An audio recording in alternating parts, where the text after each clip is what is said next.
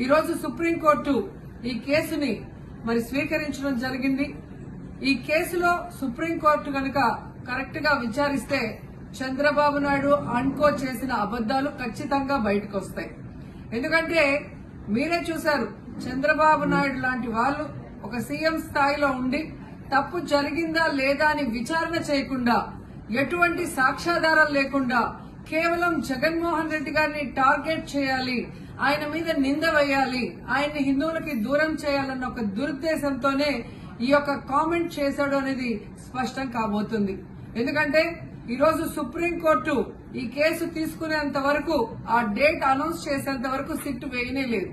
అంటే ఉన్నత స్థాయి విచారణ ఎక్కొట్టాలి, ఉన్నత స్థాయి విచారణ జరిగితే తాను చెప్పిన అబద్దం బయటపడుతుందన్న భయంతో సిట్ ని హడావిడిగా ఏర్పాటు చేయడం మనందరం కూడా గమనించాలి. మొదటి నుంచి మాకు సిట్ మీద ఎందుకు నమ్మకం లేదు అంటే, తన పరిధిలో ఉన్న సిట్ ని చంద్రబాబు నాయుడు వేస్తే ఆల్రెడీ తను ఒక జడ్జిమెంట్ ఇచ్చేశాడు కాబట్టి దానికి లోబడే అధికారులు అబద్దాలు మాట్లాడతారు, నిజాలు చెప్పరు. ఎందుకంటే ఈరోజు సిట్ లో వేసిన అధికారి అడిషనల్ డీజీ, ఆయన కన్నా పెద్ద ర్యాంక్ లో ఉన్న టీటీడీ ఈఓ, మరి ఐఏఎస్ ఆఫీసరు మొదట మాట్లాడిన స్టేట్మెంట్ కి చంద్రబాబు నాయుడు గారు అబద్దం చెప్పిన స్టేట్మెంట్ తర్వాత మాట్లాడిన దానికి తేడా చూస్తేనే ఈ సిట్ అనేది సిట్ అండ్ స్టాండ్ కి తప్ప దేనికి పనికిరాదనేది అర్థమైంది.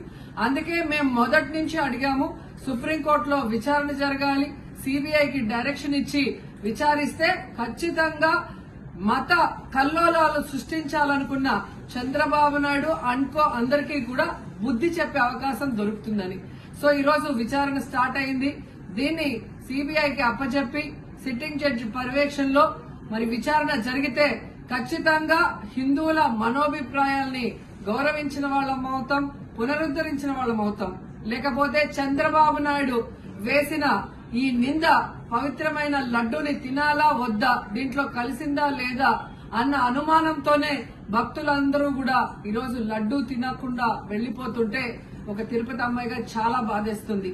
ఈ రోజే అలగర్ కోయిల్ మదురై దగ్గర మరి దక్షిణ తిరుమల చాలా పవిత్రమైన టెంపుల్, ఇక్కడ భగవంతుడిని కోరుకున్నాను.